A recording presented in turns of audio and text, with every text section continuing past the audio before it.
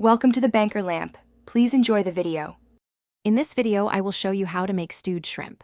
First, let's gather our essential ingredients. You'll need about 1.5 pounds of fresh, large shrimp, peeled and deveined. Also, prepare 1 large onion, 2 colorful bell peppers, and 3 cloves of garlic. Don't forget 1 28-ounce can of diced tomatoes, 1 cup of chicken broth, and 2 tablespoons of olive oil. We'll also use salt, pepper, and a pinch of your favorite herbs to taste. Now that you have all your ingredients, let's get them prepped. Start by rinsing your shrimp under cold water and patting them completely dry with paper towels. Next, dice your large onion and 2 bell peppers into small, consistent pieces. Mince the 3 cloves of garlic very finely. Having everything ready before you start cooking, a technique called mise en place, makes the entire process much smoother and more enjoyable. With your ingredients prepped, it's time to build the stew's rich flavor base.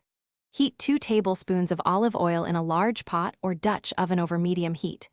Add your diced onion and bell peppers, sautéing them for about 5 to 7 minutes until they become tender.